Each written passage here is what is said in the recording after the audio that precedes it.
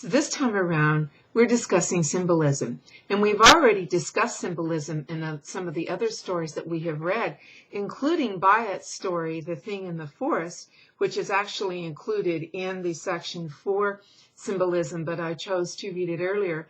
And we talked about the names, Penny and Primrose, and what those meant. Now, within this story that I want to talk about in this video, which is A Wall of Fire Rising by Eldridge Danticat, one of the first things that I want you to think about are the names in the story. Now, there is the mother, whose name is Lily, and that's pretty straightforward. But you have the father, and his name is Guy. Now, Guy is a perfectly respectable name as far as names go.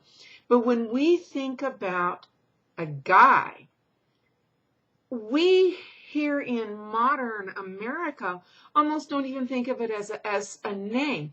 I'm old, and I can't think of any man whom I have personally met whose name was Guy.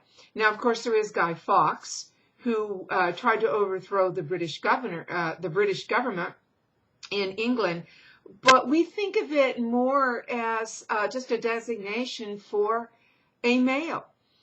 And so does that have anything to bear on this character in the story?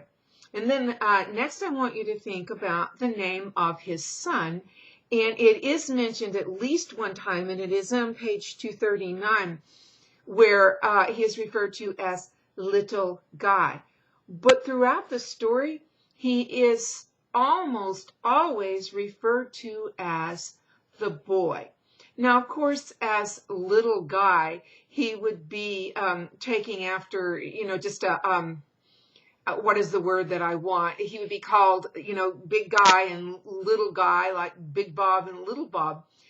But again, does the fact that the boy is not always called by his name, but referred to as the boy, is there any symbolism behind that? And if so, then what is that symbolism and how are we supposed to read it?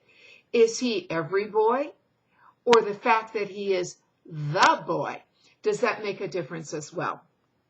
And so the first aspect of the story, and you should always look at the names in the story, those are the questions that I would pose to you about the names. I have my own theories, but I'm not going to reveal them, because if I did, then I would be taking away from your freedom of will to express what it is that you think about it.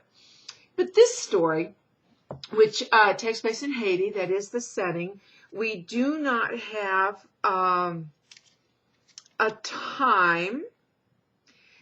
We know that it's after the Haitian Revolution, of course, but the time, it is and it isn't important. It is important from the point of view of these are liberated people. And without being a liberated people, the young boy, Little Guy, would not be in the play speaking the words that Boukman, the revolutionist, spoke.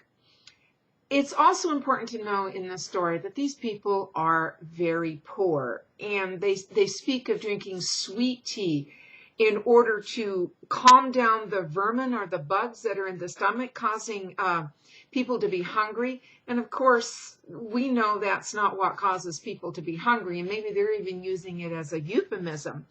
But the setting is important in this story from that point of view. And I'm going to stop there and take up in a little bit.